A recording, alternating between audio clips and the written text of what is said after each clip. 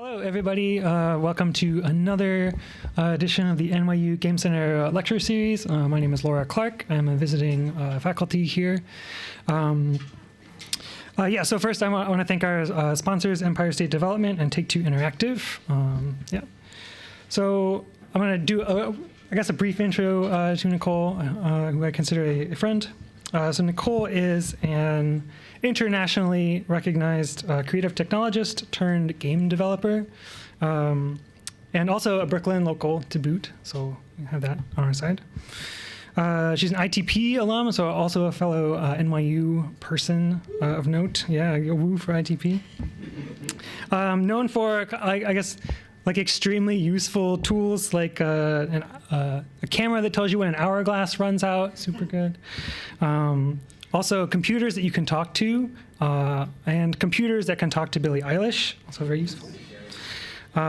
Nicole was somehow led astray from this path of like weird gadgetry design to the world of video games. Don't know how it happened, but maybe you will hear this tale tonight, or at least a little part of it. So Nicole's work spans a huge array of media and approaches. Her most recent project, The Crush House, as seen on the poster here, is a reality TV influenced game about like satisfying audience cravings and also never talking to the cast. It's very important to follow the rules in this game. Don't do it. So I am honored to consider Nicole a friend and peer, and I'm very excited for this talk.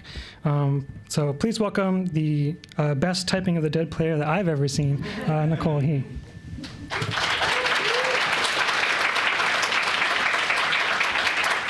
Thank you, Laura. It's true, I am very good at typing of the dead. It's very nice to be here at the Game Center. It's an honor to be here and speak to you all. As I assume many of you are Game Center students or alum, I respect you because I assume you're the type of people who, at the age of 6 or whatever, had the clarity to know that you were going to make video games as adults, whereas for me, it took me about 30 years probably, so I'm a little bit behind. But today I'm going to be talking about my sort of winding path, I guess, as Laura alluded to, from just making weird stuff to being a game designer, game director, and So let's get started. Okay, so I'm going to start with about my journey, starting with the earliest part, which is the formative media absorption era, which I think is very important, has a major influence. So for me, this game, Tomb Raider 2, is really the formative game of my youth. Do we have the sound here? Might be a little quiet. So Tomb Raider 2 is really important to me. It's not the first game that I played, but it's one that I think has the biggest, it's just like the type of thing that really revealed to me my personal preferences as far as video games go. Not so much about the murdering endangered animals part of this game, but more like the feeling of exploration and discovery. I mean, it's not like this is an open world game or anything like that, but I think there's something about the style of these simplistic textures and things like that that make you feel like there's a lot to explore. And so I think that really informs my tastes even now as far as what I like in video games, which is exploration, discovery, and things that surprise me.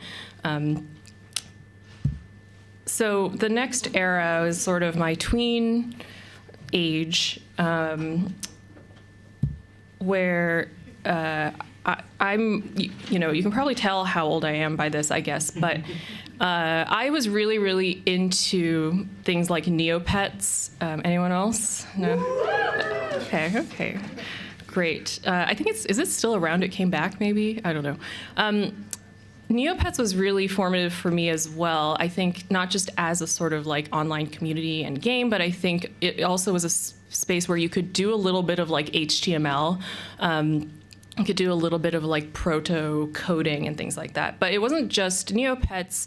I also sort of grew up in the internet era, which was slightly before things like Zanga or LiveJournal, these sort of like blogging platforms that made it a little bit easier for you to just like, start blogging your tween feelings.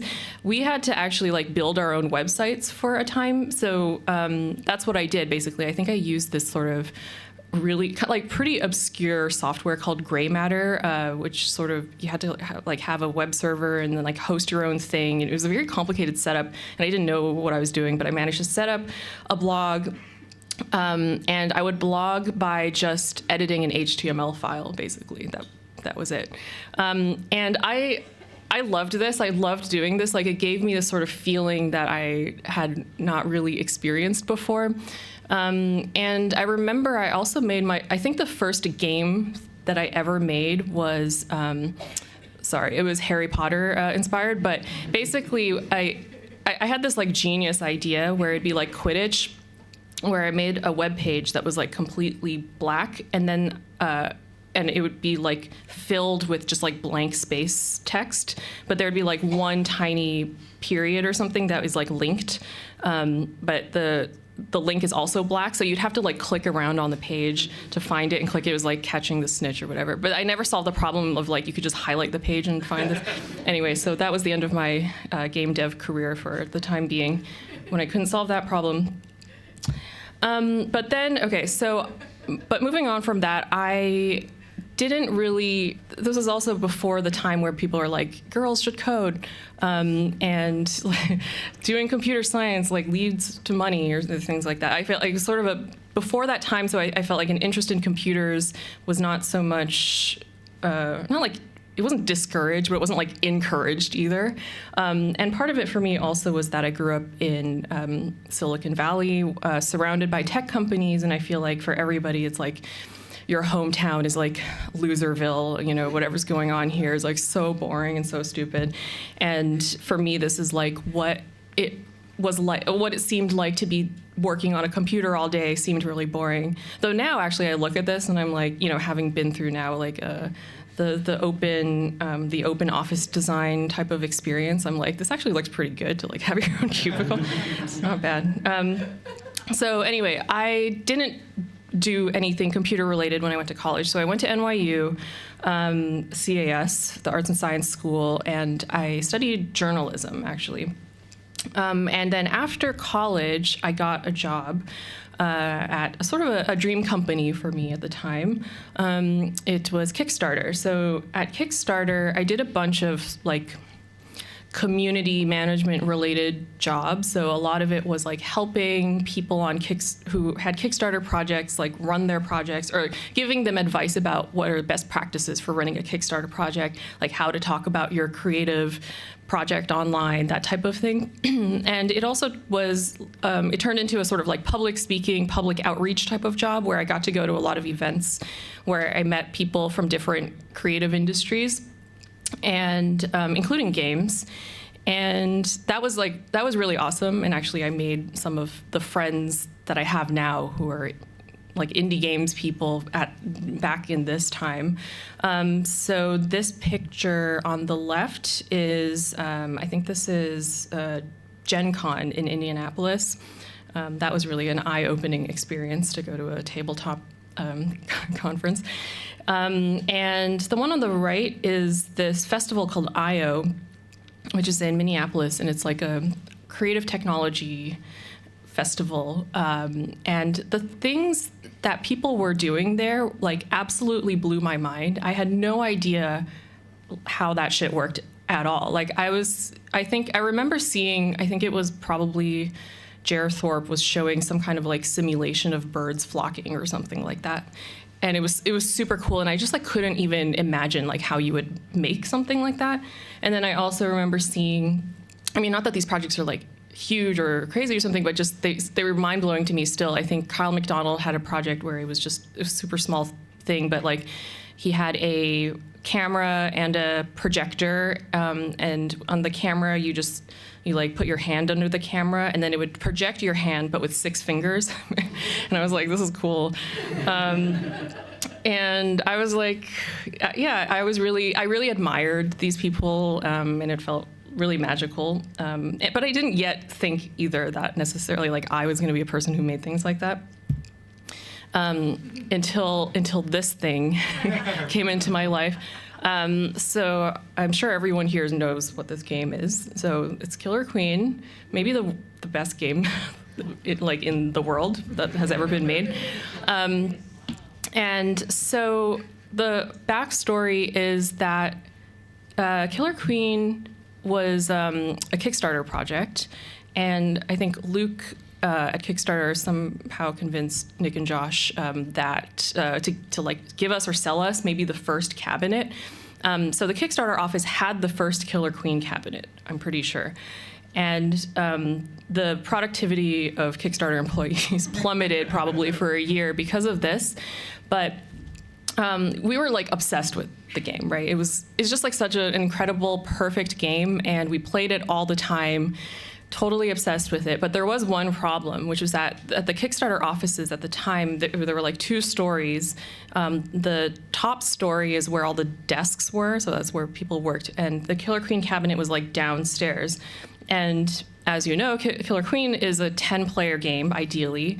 And so sort of this thing where like everyone wanted to play Killer Queen all the time, but you didn't know, you had to like get people to come down or like tell them that the game was happening. So I was like, well, somebody should make like a button that you push that like notifies us that Killer Queen is happening, so people can like stop working and come down and play Killer Queen. And so I was like, somebody needs to make this button, and nobody made the button. So I was like, okay, I guess I will make this button, though I literally don't know how whatsoever.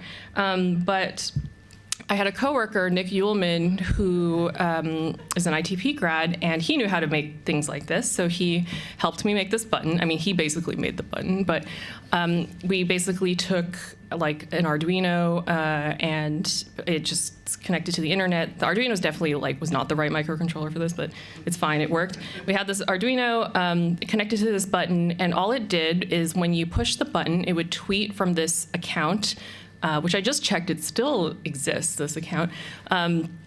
And it would tweet these like really, really cool messages. And then the Killer Queen heads in the office would be subscribed to this Twitter account, so the notifications would like push to your phone, and everyone would be like, okay, a game is happening, we would run downstairs to play.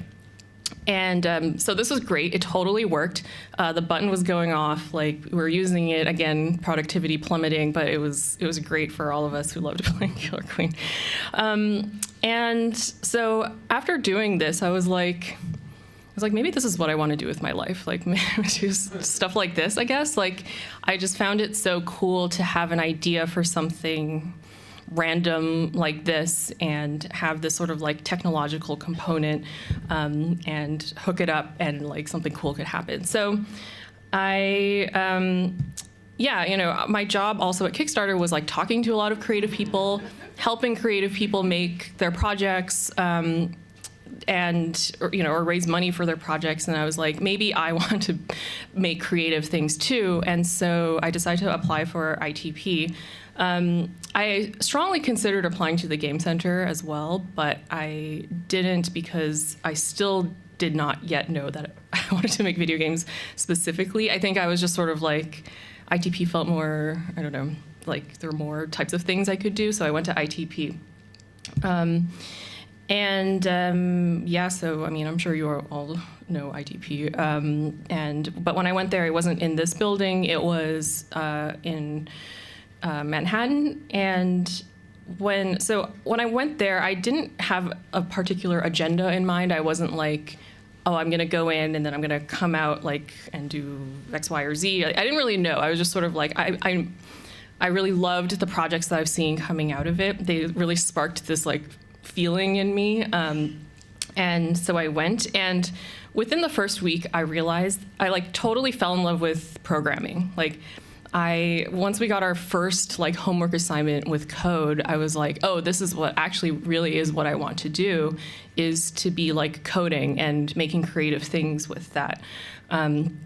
it felt like somebody had handed me like a toolkit or something that I didn't know existed, and suddenly I had the power to like make things. And it gave me, again, this like the feeling that I had in this particular time of my life back again. And so I was like, this is the thing that I want to do.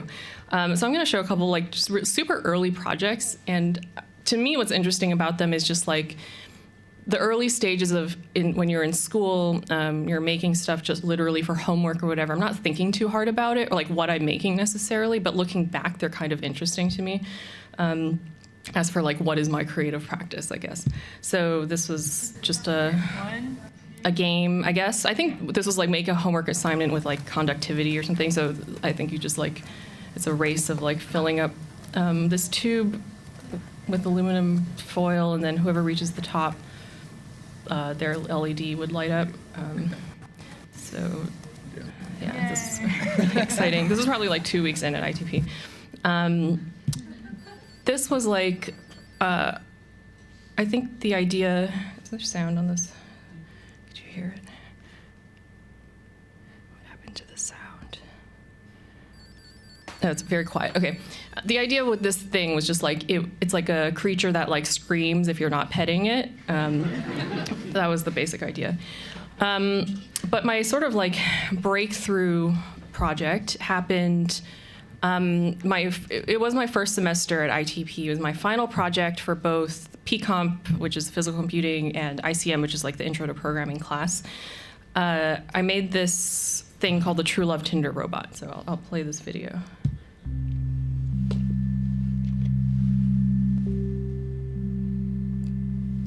Hello human, I am the True Love Tinder robot. I'm going to help you find love. You can trust me because I am a robot. Let's begin. Look at this person. Swipe right.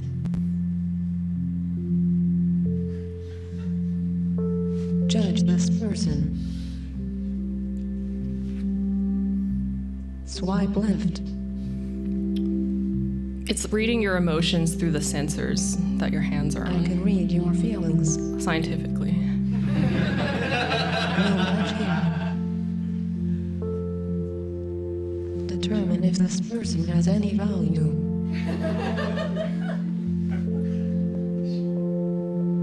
Nope.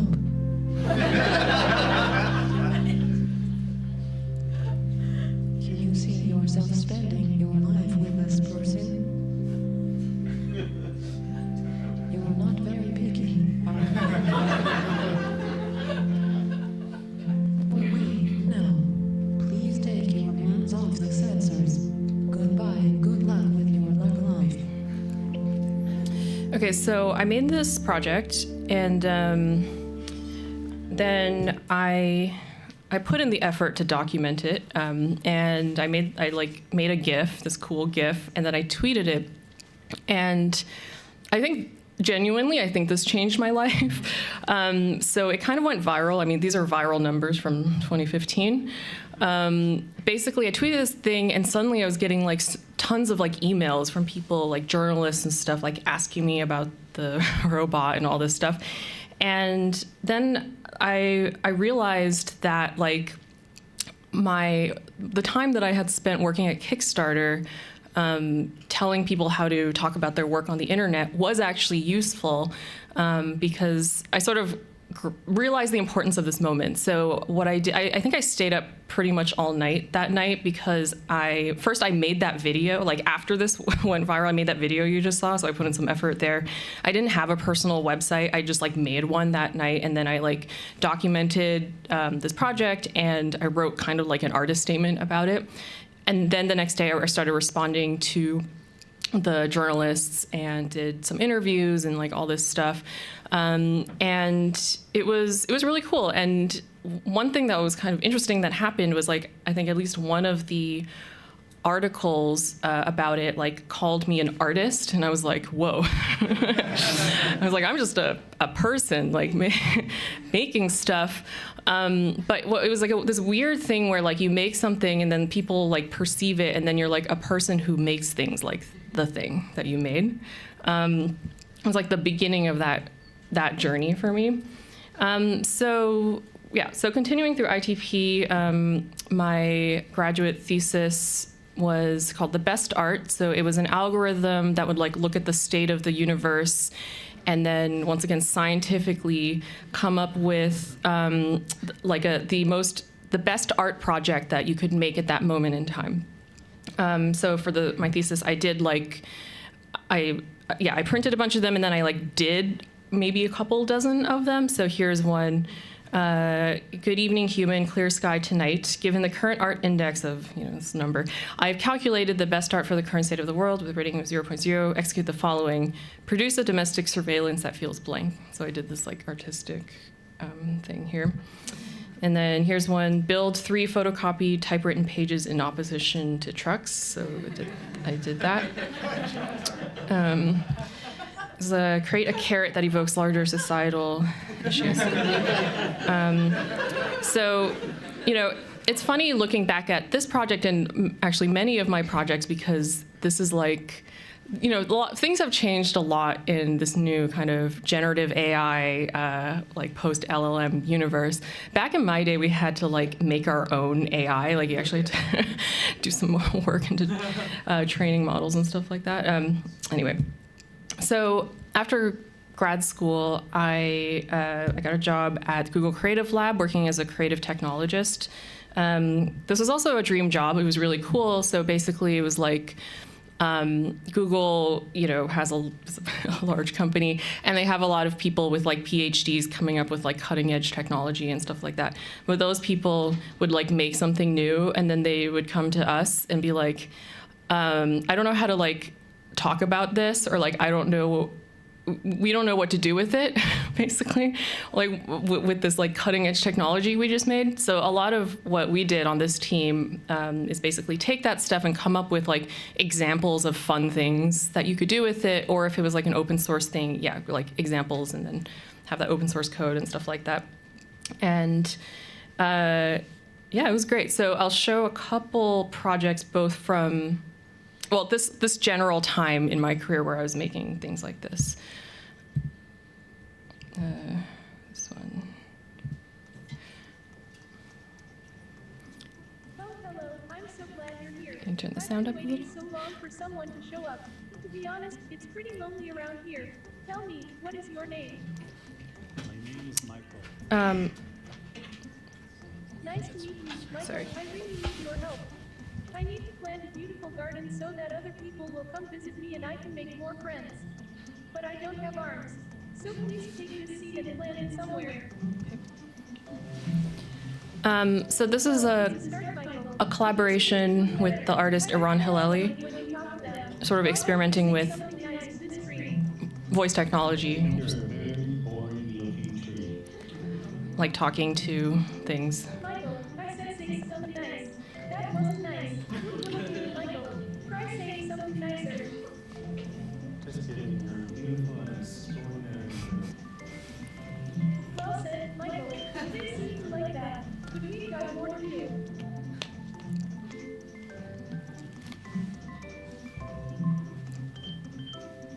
Brown and teal.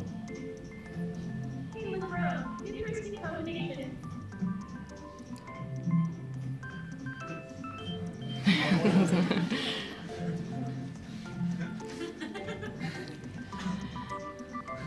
Okay. Splendid. Well done. Yes. I love the characters. They're so good. All right. Another project. This one was really off the rails. Basically, it's this game where you train a machine learning model on your voice making animal sounds, and then you race another person by making those sounds again. On the anyway, the Google budget was nuts.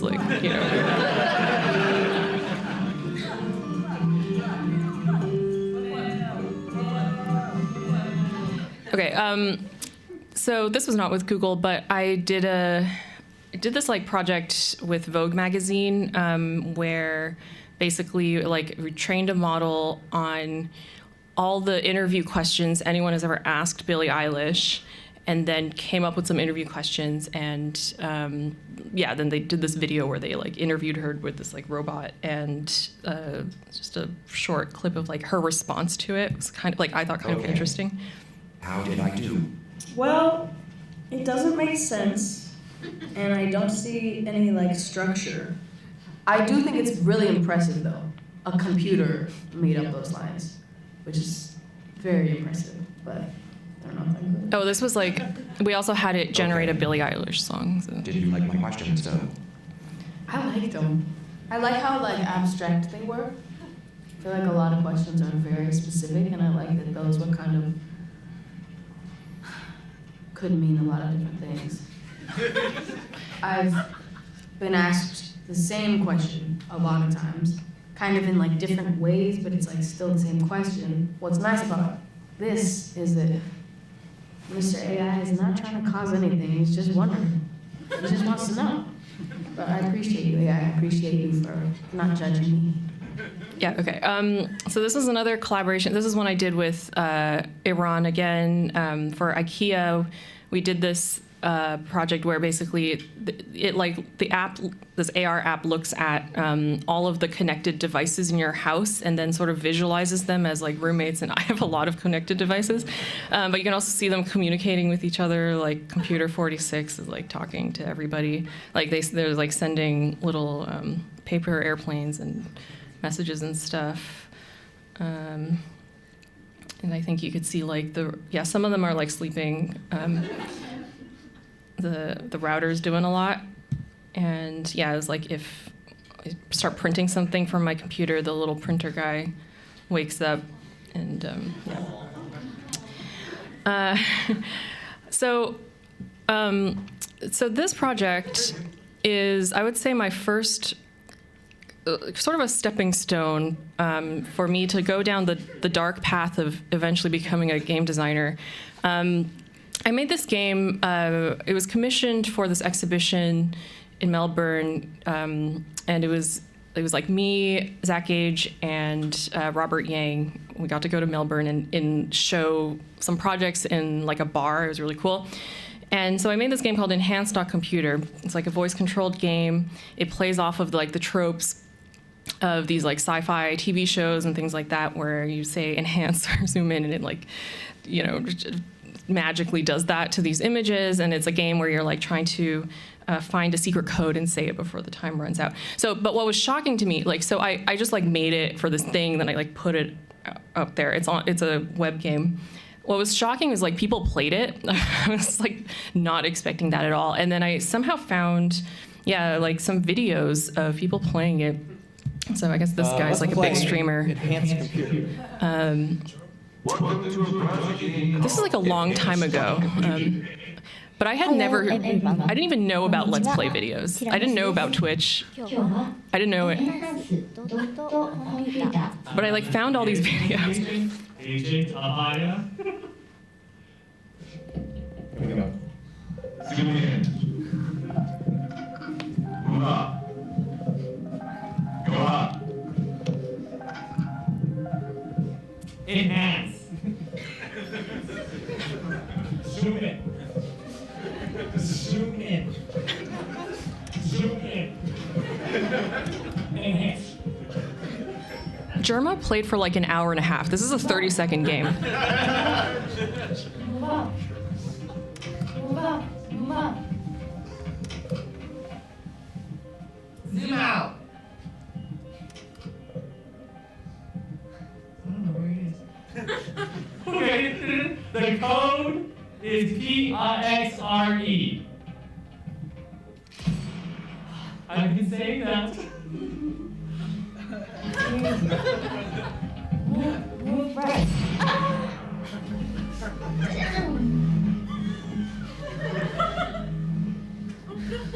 I don't know how I'm into this right now. I don't even like this. The code is YDGH. The code. Yay! FWVU.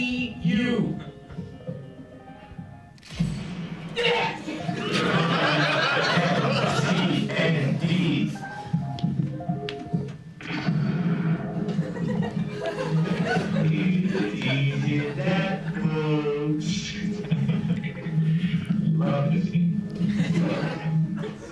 Okay, so this was very eye-opening for me because having done a bunch of creative technology projects, basically there's sort of this, I have a lot to say about the subject, sort of the industry is very different from games because the funding models are different, all this stuff. And sometimes you're making projects that have overlap, right? It could be a creative tech project, it could be a video game. But there's something about games in particular that really it's just different. Like, people respond really differently. People are willing to suspend disbelief. They're willing to spend money, and they're willing to spend many hours with that, which is really different from the types of things that you're often doing in creative tech, which are, fundamentally advertising a lot of the time, because that's, again, where the money comes from. And so I decided basically, that plus just the fact that I wasn't quite ready to have all of my creative output be owned by the corporation. At that point in my life, I just decided to kind of to go off and do my own thing and make video games. So now I'm going to talk a bit about the Crush House. So this is the game that we just released in August. It is in collaboration with the studio Nereal, published by Devolver Digital. And I'm going to talk a bit more specifically about how this game happened and what was some of the game design progression and everything. So first I'll show you a trailer. This was this is our release date trailer to give you a sense of the game. The Crush House is crushing it as the country's #1 reality show. And things are heating up this week. The insatiable fans, beloved sponsors, and savvy network execs won't believe what's in store for our cast of potential lovers and haters. Monday sees the tension between Priscilla and me finally boil over into an explosive confrontation, into a steaming moment by the pool. Tuesday is a bit more chill in the house as Io brings the cast together with a bopping saxophone performance. As Charlie brings the cast together with a bopping saxophone performance. Wednesday. Tune in Wednesday for real fireworks when Charlie and Milo, Beard and Alex sneak off for a little moment of self-reflection, for a little romantic time in the garden, for a wild fist fight, and by the end of the week, crowd favorite Emil finally lets all their love and a little lust run free. Finally takes matters into their own hands. Finally goes down the success bar.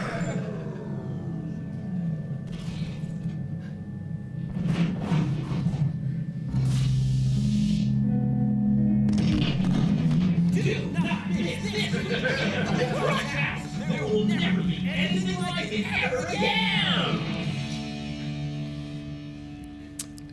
Okay, so basically, the Crush House is a game where you play as this character Jay. You're the producer of this show, and the core game mechanic, well, I'll get into that, I guess, but the premise is you have to do everything for the show. You choose the cast, you have to film them, and you have to be satisfying these different audiences who are watching your show, or else the show gets canceled.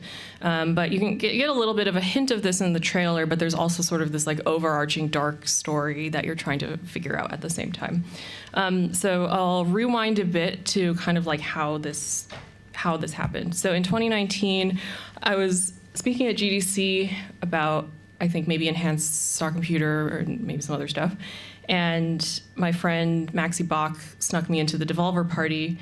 And in the bathroom line, I met Arnaud de Bach, who was part of Nereal, and he made the Rain series and Piku Niku and stuff like that. And he had been to my talk, and we started chatting, and we were sort of mutual fans of each other's work.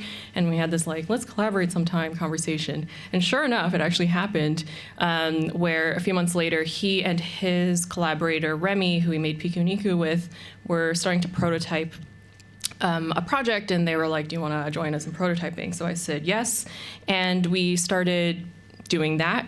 So that game never really turned into anything, though I did dig up a couple screenshots, which have never before been seen.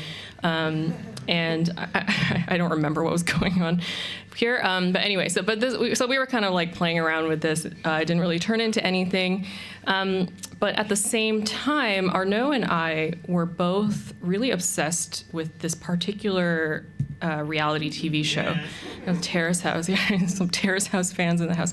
So Terrace House is a Japanese reality show on Netflix, and it was really popular probably around 2018, 2019.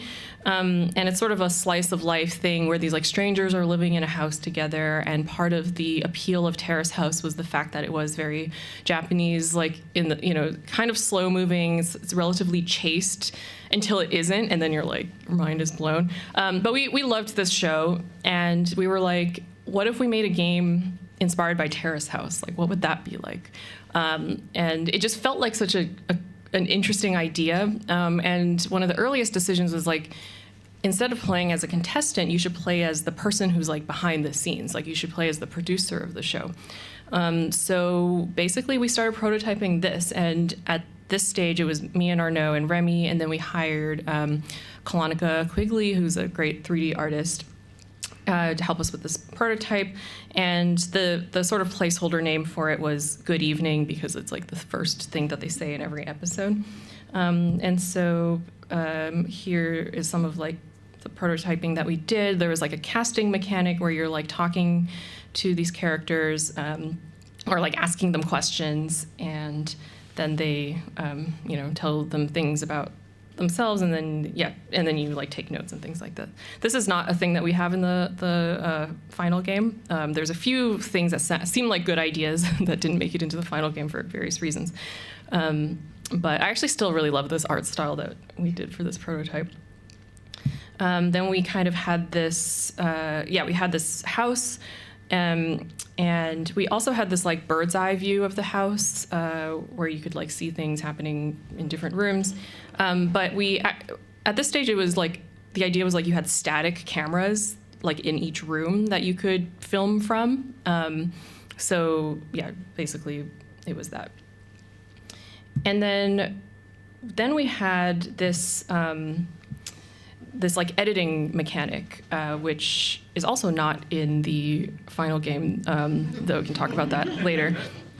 But this sort of like makes sense, right? The idea is that you would spend all day filming things, and then at the end of the day, you would have captured these clips, and then you could like put them in order and decide which ones are aired, and depending on that, things might happen. There's still some. I'm like, yeah, the big hand thing is really good. So basically we spent some time building a prototype and then like a pitch deck, and we realized that the game was going to be kind of a bigger project, particularly because of the casting mechanic, actually. Because once we have 12 potential cast members, you can pick any 4 of them, which means that the game had to be semi-procedural narratively. And that was sort of like a big task technically and game design wise.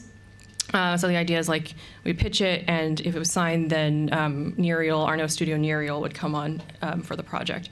And that's what happened basically. Fast forward, we pitched it to Devolver, they said yes, then we basically then started moving into like making the actual game. Because a lot of this prototype stuff was pretty hard-coded, but then we had to kind of like step back and start building the actual systems for the game. So for that phase, we kind of went back to building that fundamental system at the bottom where like different things could happen depending on various things in the house and who the cast members are. So we started building the system that we internally called Rigmarole, which is like essentially the reality TV simulation system. So yeah, this was like one of the first milestones. Was you could see the cast members, and you could see their, like a few things about them, like what they're attracted to.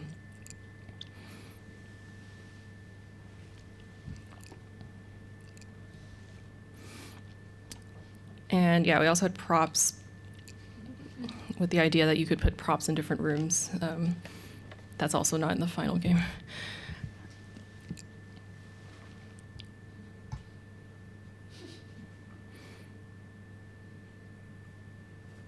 Okay.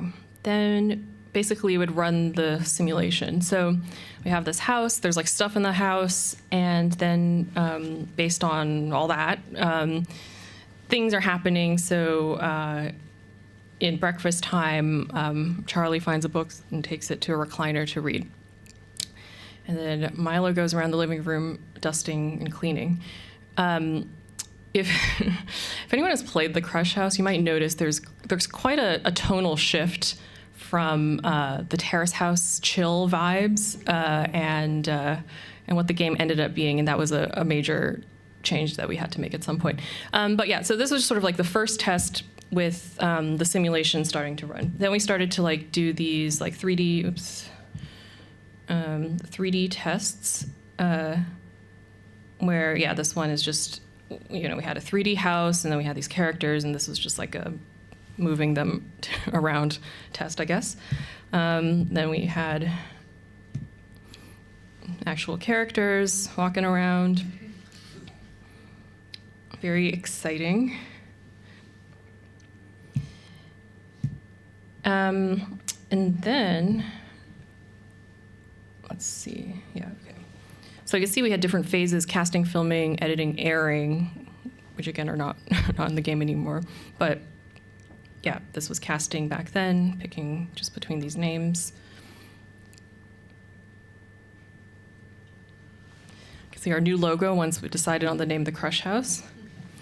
Okay, so this is basically, then we started to have this like in 3D where it was still sort of text summaries about scenes that would happen. So they would like walk to the room where they were supposed to do something, and then there would be like a description of the thing that they did, which was very boring at the time. But it was cool just to like have this part working. Okay, then we kind of moved on to actually having some dialogue.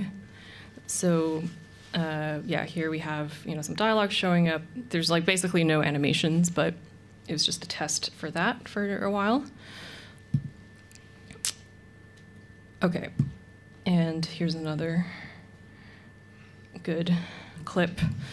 Yeah, basically dialogue is happening. Animations are not exactly happening.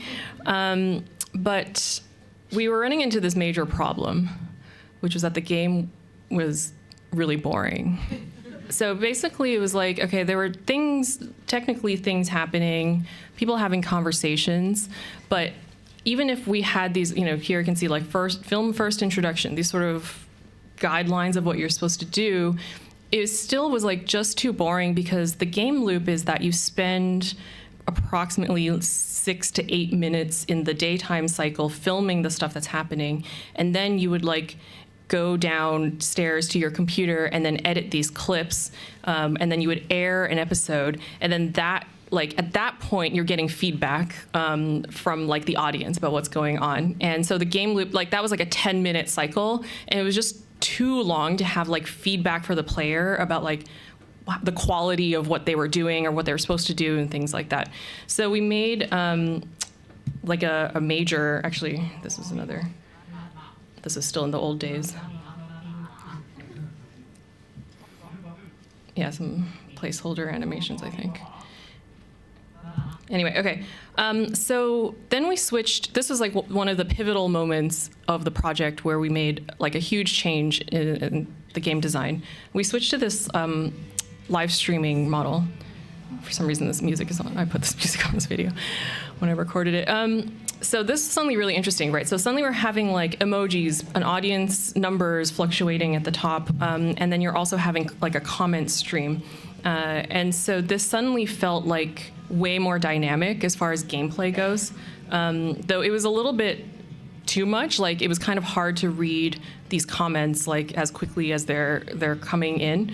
But we felt it became clear like this was a direction for the gameplay that just made a lot more sense, even though the idea of editing an episode, you know, sounds right for this type of thing, but actually, yeah, we cut it. You know, that was one of the things that we completely cut from the game, because switching to this live streaming model just made the gameplay a lot better. But we had to do, you know, a lot of iteration on this. This was not easy at all. So I think this video is one, I'm like talking in this one, but so we're like introducing the idea of different audiences, because we found it too broad to just give you one objective, for example, like film the introduction. Then you're like, then what? So with the idea with different audiences that they all want to see different things, actual things in the environment or types of conversations or ways that you film, for example. So I'll play this video where I start to like explain this new prototyping that we were doing.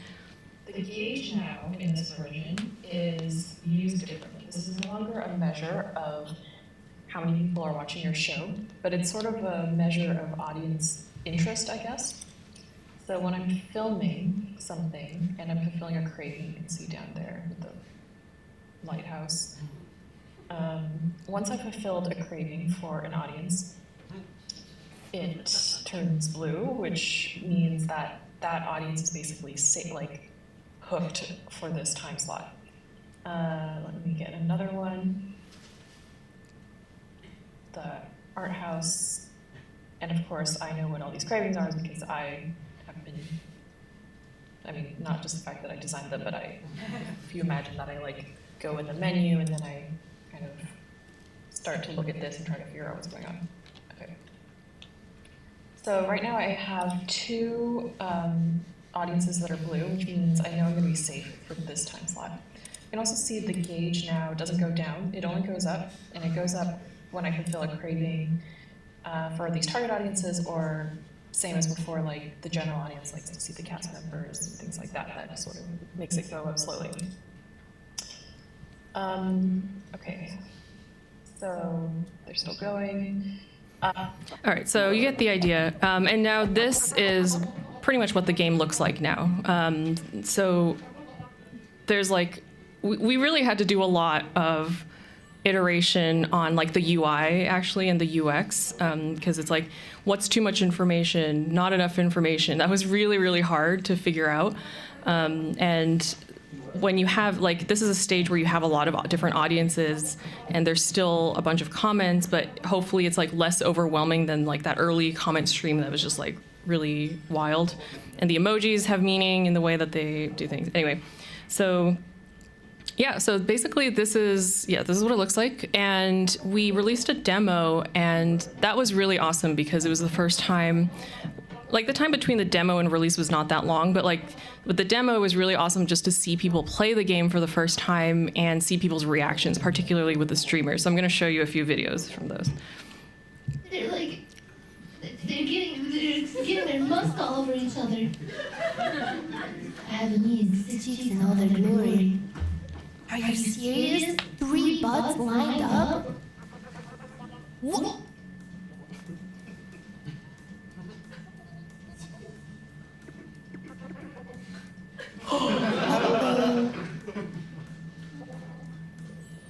No way! No way!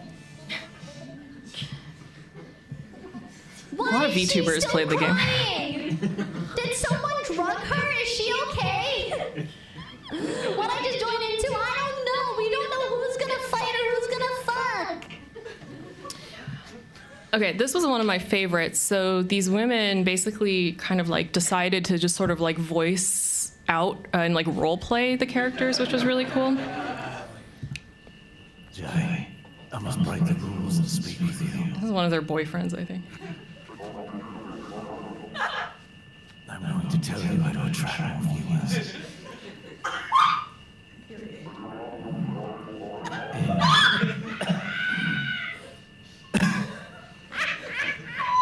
In pornography, are you not sometimes attracted to one and repulsed by the other? Say something. What the hell? None of this makes any sense. I mean, what are you doing? I'm coming to you.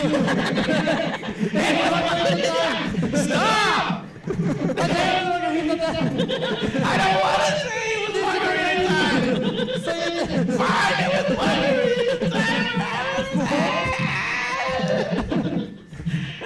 all this over meaning I am frozen Marguerite. Everyone talking about you. You're an idiot.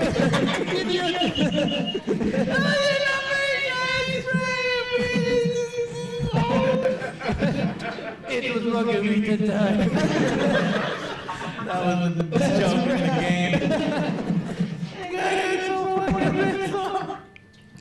game. Yeah, our writers, Phil and Daisy, did like an incredible job. And okay, here's just the last one. Like, people are doing interesting things like on top of it. Like, this person built like an overlay where I think he had his Twitch audience act like producers telling him what to do. It was cool. The Nelson ratings say that he is king. Now we have toes. Get the stash. I hope they punch each other. Oh, they're fighting! Give one of them a hatchet. They're fighting! Guys, are you getting this? What the fighting? Let's go. Sex doesn't sell anymore. We need more blood. Okay, I need a spot. I need a spot for the butt guys. This guy is money for butt guys. Okay. Okay, this is like just, oopsies. Keep doing this. Nope. Maybe this, okay, there we go. This is the final slide, but just to kind of like reflect a little bit on the themes of the Crush House and kind of how it relates to everything I've done before, because it is different, right? Like, ostensibly it's really different because it's a full-on video game, which I've never done before. I did these sort of much smaller projects that were, experimental in different ways. But I feel like oftentimes you really see the patterns in your own work after the fact, right? Rather than something that was like really intentional. I particularly felt that in grad school. And I've always been interested in making things that I like feel new and different, but also have like a sense of humor, I guess. And I appreciate that that's sort of like a sideways entry that I had like into the world of games. And the Crush House is like thematically speaks about contemporary media and about like technology culture, which is true of actually a lot of my projects in the past.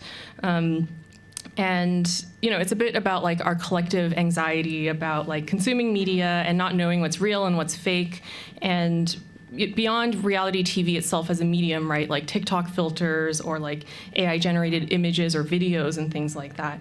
And I think that's why like reality TV fans in particular have like an obsession with like guessing about what's really going on behind the scenes of something. And so in the Crush House, you step into the role of a producer for the show, but it doesn't mean that you really have control over what's going on either. It's sort of like a framework for the classical video game objective of like uncovering the truth to some mystery, which here is like what's really going on at the Crush House. And so I've always liked making things that are sort of like at the intersection of like stupid and serious, I guess, because there's themes here also about like how having to satisfy these audiences who are often asking you sort of unethical things, like we have to, we're all kind of slaves to the algorithm in a lot of ways. And again, that's like related to a lot of my previous projects as well. And it's sort of like, I think it's been really cool watching people play it and have these like really strong reactions and sort of like people really laughing at like the unhinged behavior of the characters and things like that. And so, yeah, I just feel like it's sort of a similar cursed energy that I've brought since True Love Tinder Robot. And in the Crush House, we went through a lot of challenges in the iteration of the game design, and like, particularly because we were like inventing a mechanic from scratch, right? This is sort of not really taking something off the shelf and putting a little twist on it. It was really like starting with this idea of something that exists outside of the world of video games as an inspiration and trying to make a game out of it is really hard. And it's not perfect, but I'm really proud of what we did.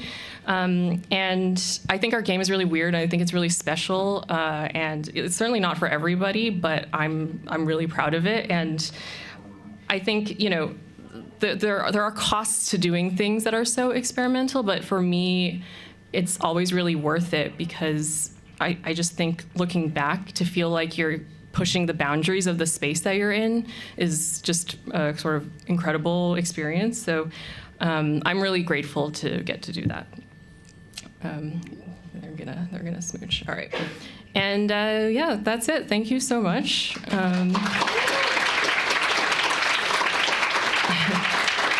Yeah, Nicole.pizza is my website, and I guess my Blue Sky username, or Nicole He and other stuff. But yeah, thank you. And I think Laura's going to interrogate me.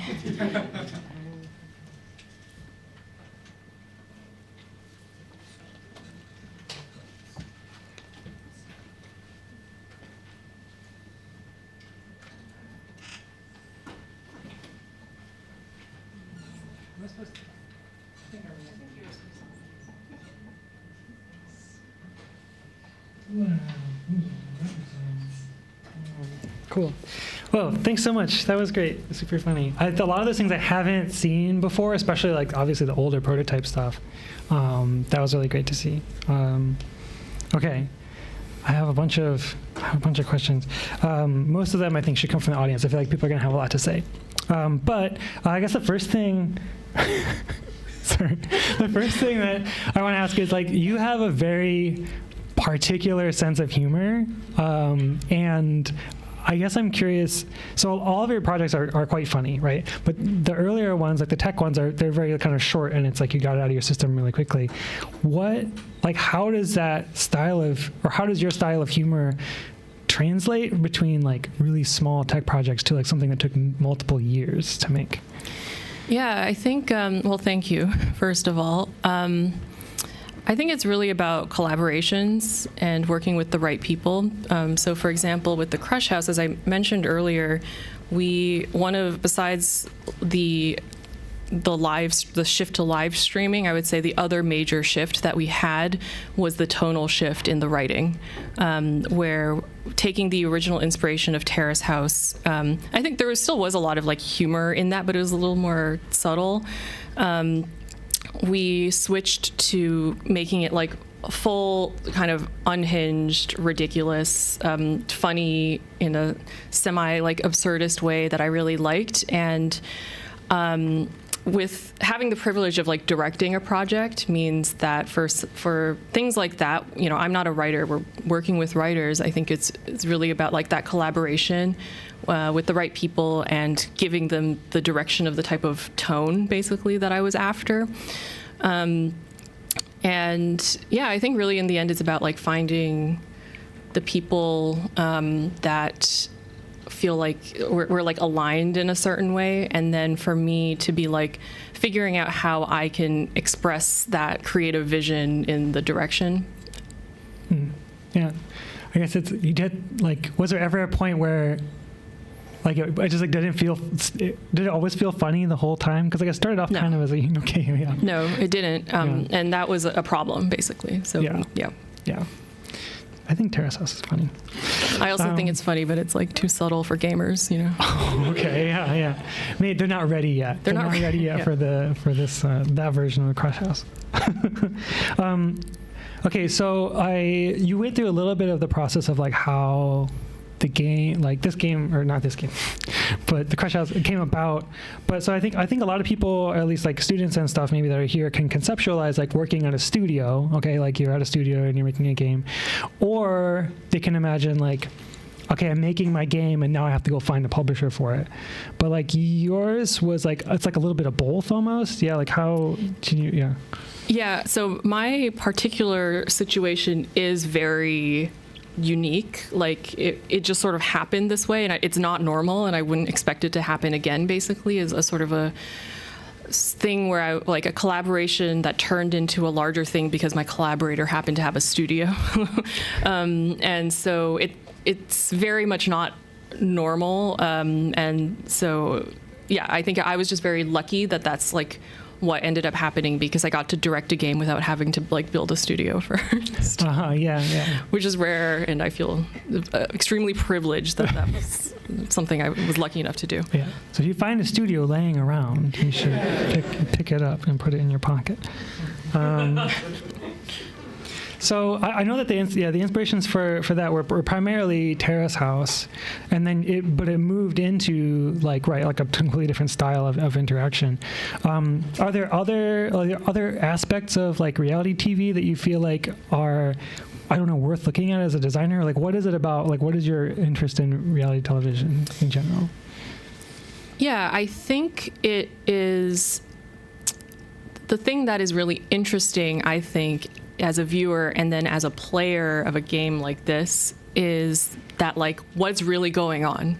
What's behind the scenes? Because what's interesting about reality TV, beyond just like the ridiculous stuff that's going, like, on the surface that's happening, is that when you're watching it, you're like, that's so fake, or like the producer made him say that, or he's doing this because of clout, or to get Instagram followers. And but I think what keeps us hooked, though, as viewers of reality TV, is that sometimes someone does something that's so incredibly stupid that you're like, it really must be for love, Yeah, you know, okay. and not like money or whatever, or Instagram followers. And so that tension of like knowing, like what I sort of said at the end, like not knowing what's real and what's fake is the most interesting thing about reality TV, and the meta of it all. When you're like discussing it with other people, you're developing conspiracy theories about what's really happening. And so I just think for a video game, that's such a rich space to play in. And we took a specific direction, but I think there's so many other ways that you could approach that. And because I think, again, for a game, it's really, we do have like a narrative of like a story that's happening that you're sort of uncovering. And I think it adds a lot to have that layer of things on top, because I feel like it also speaks to just the questions that we have about what really happens in reality TV. But we can go places because it's fiction. Yeah. I don't watch a lot of reality television, but people keep telling me about this Chili's burger thing. Does this sound familiar? It's a Survivor. Never mind. Apparently, it was like this amazing like cultural moment that just happened. Someone just got really excited about Chili's or something. Okay, I need to study up. Someone else should. Yeah. I have all these questions written here. What's the heaviest thing you've ever lifted? The heaviest thing I've ever lifted was a barbell. It was my greatest achievement. It was a... I noticed it didn't make it. It didn't. Yeah. It was 303 pounds. That was my greatest achievement. Thank you. Would you say that Crush House is lighter or heavier than 303? Okay. Heavier. Right, so nice. Way harder. That's why Making games is way harder than any of that. It's the NYU Lift Center. So I have a couple more. I remember you telling me about like riffing about this idea like many years ago. I guess you did a timeline. And like now it's here, it's done, and it exists, which is crazy to think about. But it seems like you're really adept at kind of jumping between many mediums, just like whatever serves the joke. And so I guess I'm like wondering, how do you conceptualize games within this sort of larger like art trajectory that you have? Like, are you excited to keep making games, or is it more just like whatever makes sense? Or I do want to, yes. I'm only hesitating because it's like making games is so fucking hard, and so many bad things happen in the process of doing so, and there's so many things that are terrible about it, and as I'm sure you all are aware, or maybe not. What do you mean? You're sorry, I revealed the secrets. And yet, I still want to keep making games, because again of what I said, which is that like the way people engage with games, if you want people to like basically what I felt with a lot of my previous projects was like people would see it on Twitter and then be like, cool project, that, you know, great. And I'm like, thank you. And that's sort of it, you know, like, but I was like, I want to do something that has this like deeper engagement with a person.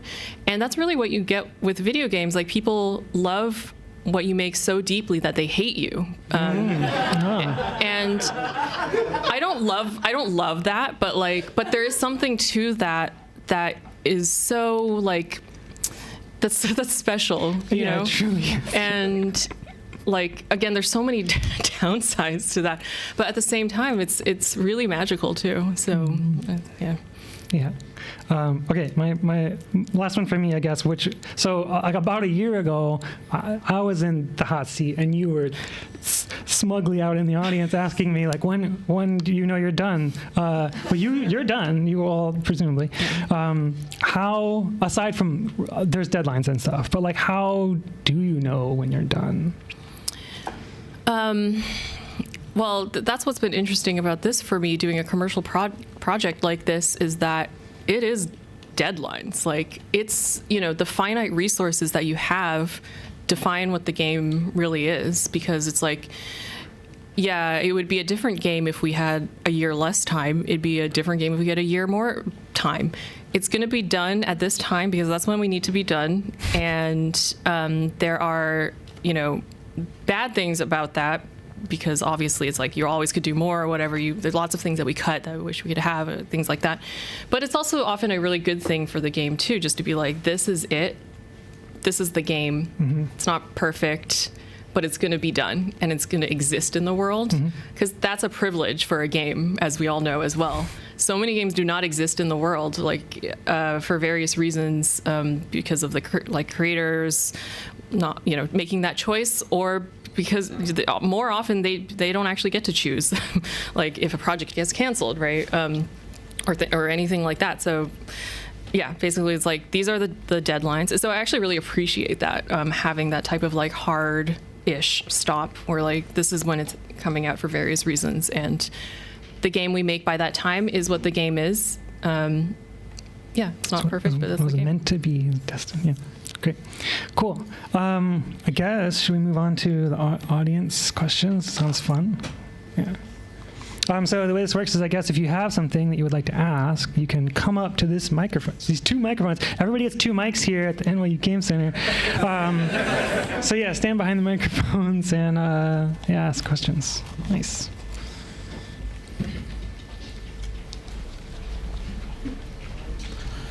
Hello. Hi. I'm Hachim. Maybe I've just had The Sims a lot in my mind, but I feel like your game, Crush House, reminds me a lot of The Sims, or at least how The Sims portray each other in trailers. Like you're like watching The Sims, like having this like crazy fights and lives. And also how people portray, they make like stories of themselves playing The Sims and they post them online with commentary. Yeah. And I wonder if there's any inspiration from that. Yeah, I mean, The Sims is like a big inspiration. It's probably the most obvious reference. Our game, it is very hard to like figure out what other games are like our game, I guess. But yeah, I mean, it's very much like The Sims on in the layer of the simulation aspect, right? The reality TV things that are happening, having to build out a simulation system on like a technical level is a very Sims thing. But the gameplay, of course, is completely different, because in The Sims you are God and you are not God in the Crush House. And I have seen those like TikToks where people basically make like reality TV out of The Sims. There's a particular genre that I learned about where it's like Shrek breeding. Where, does everyone know about this? Yeah.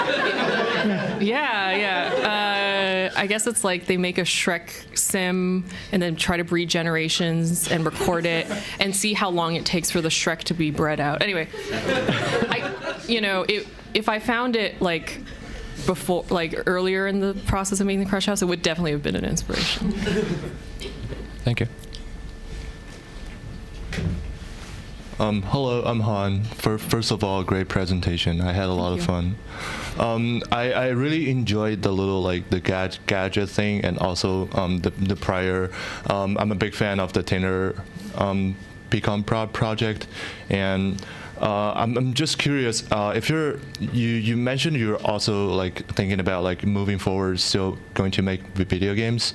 Is there any plans of making like smaller scale game, like some that's on the same scale of like the Tinner machine kind of thing? Yeah, people are now I'm cursed with people asking me what's next. Like now we're in that stage of the project, and I think it's a bit like, for me, I kind of have two paths, not two paths, like two things that I want to do. One is I do hope to work on cool stuff with cool people, like new collaborations, stuff like that. Like I am also interested in like bigger projects too. That would be interesting. But on the other side, because I've been so focused on the Crush House for so long, I am also kind of itching to make like small trash again as well, like just garbage, like small things that are like nothing. Because you know, you have like the weight of this like huge project is sort of like, it really takes everything out of you. And I sort of miss those days of like when you had so not a care in the world, just making little projects and things like that. So I think I can try to, when I'm ready to like really dive in again, I think I will try to pursue like both directions. Yeah, small treasures are awesome. Thank you. Thank you. Hello. Hi. Hi. As somebody who's worked on both, what would you say differentiates a creative type project from a video game? So again, a lot of times it's, well, this is sort of a simplistic view or way to describe it, but like the funding model, where the money comes from. Because not that every video game is commercial, but generally, yeah, a video game is a product, a commercial product that you're trying to sell to like a bunch of people. And so there's lots of constraints. Well, there's like, you know, interesting creative constraints, like good things and bad things from having that as like the funding, basically. That's really different from basically Mercedes Benz advertisement that you're commissioned to do. That's still like a really cool project, you know, and like what purpose that project serves is very different, or like, you know, what you have to achieve with it can be very different from a video game. But I mean, that's just like when money is involved. But when money is not necessarily involved, I don't think there's necessarily a boundary. But I have noticed there is really a difference if you tell people something is a video game, then they're going to play it and spend a lot more time on it than if you say, this is my interactive experience. They won't, even if it's the same project. So that's something that's like I really noticed. Have you ever thought about blending the two in a future project? Yeah, I mean, again, it's sort of like, yeah. I guess I don't think about them necessarily as so, yeah, I don't know. It could be one or the other. It really often depends on how you describe it, so less so like what it actually is, I think. Thank you. Thank you. Okay. Thank you so much for the great talk. I really enjoyed hearing about your journey and like seeing how your previous work kind of like, if you look back, there's really this line between what you did previously and your work on the Crush House. So what I wanted to ask you is like, if you feel like there's anything new you learned or something you developed, some techniques that you feel like you really enjoyed developing in the Crush House and will influence your work further on? Yeah, I mean, I learned so much. I really, really learned so much from like all angles, you know, obviously technically like what it takes to make something like that, and also just everything related to like the production of making a video game. And with a team of this size, there was like 15 to 20 people working on it, and a lot of kind of like social things related to like leading a team, things like that. Creatively, I think I have also learned a lot, but I also feel like I am still in it's like too early. Like I have to be like I have to give my next talk about my next project, and then I'm like looking back at the Crush House, and then I can talk about what I've learned from it. So basically, yes, I've learned a ton of different things, but I'm still in this like processing phase. Oh yeah, totally valid. Thank you. Hi. Firstly, thank you very much for the talk. It was really informative. A question that I have is like, how do you kind of like take that leap when you're doing something creatively? Like something that I often struggle with is like thinking about an idea and being like, oh, this is really cool to me, but I think no one else would find it interesting. Like, how do you just like let yourself like go out there and just like do like what you want from the heart? Yeah, well, I think that was in some ways the privilege of being in school was like, you know, I wonder if it's different at ITP versus here, because here, you know, video games is like a thing, or not just video games, sorry, games. It's like a it's like a known commercial like endeavor, like in all this stuff, and you're aware of like the audience and stuff like that. So maybe you're thinking about that more. Whereas for me at ITP, I was just like doing my homework. You know, I was just making stuff. But I do think that it's like I think one benefit that I have is like feeling like if I strongly feel that it's a good idea or I like it for whatever reason, like the thing that I'm doing, or there's something compelling about it, I've learned to really trust my own taste. Not because I think everyone's gonna like it or agree with me, but I think that's the most important thing, is really having the strength of your own taste to determine what you're going to do, because there will be other people who will appreciate or enjoy the thing that you make. I think it can be dangerous to get too waffly, being like, oh, but you know, like this type of deck builder is really popular. I'm not making a deck builder, so like it's not. But yeah, you know what I mean. Like it can be a lot more like bigger or smaller than that. I think just trusting your own taste and your own judgment for making your own work is, I think, still the most important thing. Thank you so much. Hello, thank you so much for the really lovely talk. I'm super curious about the research that you and your team did on reality shows, and like what felt inspirational, and like if there was anything you were like, oh my gosh, this is like so insane and we wish we could put it in, but we can't, kind of thing from that process. Yeah, we watch a lot of reality TV. It's just funny. It's like, oh, I'm cursed with this, you know, hard work, watching Netflix like all day, working. Yeah, we watched a lot of shows, particularly later on when we were like switching the tone of the game, watched a lot of like the more trashy American shows and things like that for research. You know what's really wild is that actually the things that happen in reality TV are way worse than probably like how we would treat our fake characters that don't exist. Like there's some shit out there that has happened in real reality TV, which is just like, if I put that in my game, I'm gonna be canceled, you know, for these, even though it's not real. Like, so, I mean, that's also why reality TV is such a rich medium to draw from, like lots of interesting things. But yeah, there's like lots of things that are just always really ridiculous and over the top that, yeah, take a lot of inspiration from. Awesome, thank you. Hi, firstly, thank you for giving the speech today. My question is there a moment that you feel really lucky or glad that you have the technical background of being in ITP? And I'm curious if you are working on a more creative or technical role in this team. If it's more creative, I mean, in a 15 to 20 people team like that, how you feel your technical background could help in the creative role?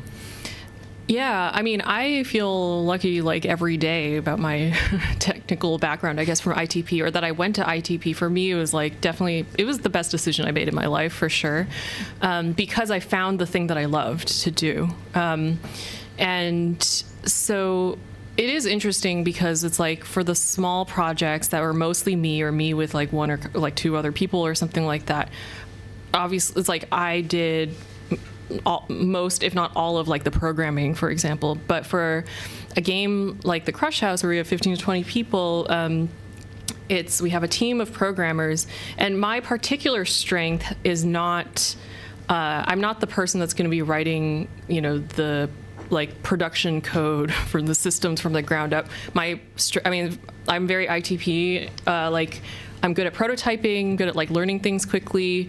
I can like work on top of stuff very quickly, like that type of thing. But when it comes to like shipping a big project like this, there are people who, other programmers I worked with. And I think it's from like what's creative, what's technical. I think as the director, as a creative director of the game, it's like you're supposed to be, your job is to like lead the vision, the creative vision of the game. But I do think that for me, having the technical background, it was really helpful, really important for me to like know what is feasible, for example. Like even if I'm not the one writing all the code, with the technical background, I'm like, I generally understand what's possible, what's not possible, where we can experiment, what might take a lot of time, what might not take a lot of time, like that type of thing that I think definitely helps me doing the creative part of the game as well. Yep, thank you. Hi, I have a question about some of your earlier work. So I'm a first-year ITP student, and the idea of having like that much external attention on a PComp project is like terrifying and also exhilarating too. And I'm just kind of curious about, like you talked kind of about how you kind of sprang into action to respond to it in the moment, but I'm kind of curious about after that point and like continuing to be in the program and with that sort of awareness of that external attention and what that was like to navigate or how to balance kind of that beauty of the bubble of we're just doing homework, but then there's also sort of that awareness on the outside as well. Yeah, well, first of all, I think back when I was at ITP, external attention was way more, I don't know, like wholesome, or like I feel like these days the internet is like way worse. And so it's like a lot scarier now, I think, to get any kind of attention online because it can just take a turn. Not that wasn't true back then, but I think it was like less common. So like it was more like all positive basically. And for me, I think it was more like, well, it was interesting because then people started following me or thinking about me as a person who made things like that. And then I was like, it kind of forced me to like inhabit that role of becoming a person that made things like that by making more things like that or not like that. And I think that it was really helpful. It was really helpful for me to start to actually think about what I was doing as a creative practice. Whereas maybe I wouldn't have so much or so early if I was just like going through school making my stuff. But I had this like, people were, paying attention to the things that I was making, and which was very helpful for like my career, basically, like getting jobs or speaking at places or showing the projects in places and stuff like that. But I think the most important thing was that it forced me to develop a creative practice or think about it that way, even when I was just doing homework. Cool. Thank you. Cool. Well, one more, and then we have time for internet questions also. Okay.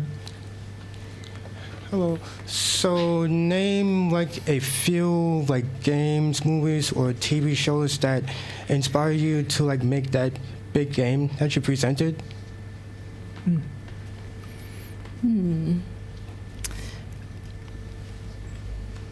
What? But not the Terrace House. You have to pick something else. Well, it's interesting because it's like, I feel like everything that I consume or do or whatever or enjoy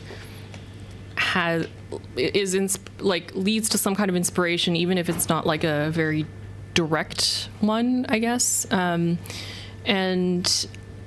I think, for example, sort of like what comes to mind immediately, and it's not so much like this exact precise example, but more in general, like the type of thing that inspired me is like, I kind of randomly played Before Your Eyes. I think the day it came out, I didn't know anything about, well, it just come out, and yeah. And so this is if people don't know this game, it's a game you play by blinking. And it really surprised me, like, not just the blinking thing. I think it's like the blinking thing is sort of like a hook just to try the game, but the game itself was really compelling and surprising to me in a way that I didn't really expect. And so like that's the type of experience that I seek out in games, and they don't have to be blinking games. They can just be like normal games. But that's the type of like emotional experience that I like to have that makes me inspired to make games as well. And yeah, and also, you know, I also have enjoyed playing kind of like older, weird games as well, like weird old Japanese games. I also find to be inspiring as far as like my taste goes, that comes through in something like the Crush House. I'm sort of like I prefer erring on the side of frustrating the player. And I think some of that has to do with like, yeah, what I enjoy in games is like surprise and discovery, which I feel like is more likely to happen if you're really struggling with something. And yeah, not everybody agrees with that, and not all the players of the Crush House agree with that. But so like an old Japanese game that I played that was like really weird. It's actually, this one actually isn't that old. It's called Disaster Report 4, I think. It's actually not that old. It's just a fucking weird game where it's like kind of broken, but I really enjoyed playing it. And there was like one particular moment in the game where they, so Disaster Report is like a series where it's just like you're in Japan and a disaster has happened and you're like walking around the city trying to get out, basically. And so in this one, you go into a random high school and then you talk to the mayor who's like in the high school gymnasium. You're just like having a conversation. Then he's like, by the way, would you like to change the name of the game? And you're like, yes. And then he's like, okay, here are 3 options, like Disaster Report 5, and then like 2 other options. And then I just like picked Disaster Report 5. He's like, okay, great. And then when you go to the main menu, it's now called Disaster Report 5. It's just like so like nothing to do with the game at all. But that's the kind of shit where I was like, this is like mind-blowing. I love it. Like, anyway, that was a long answer to your question. But that's the kind of stuff that I find inspiring. And I can only hope to like do things that are as out there as that in my future games. Thanks. Thank you for answering my question.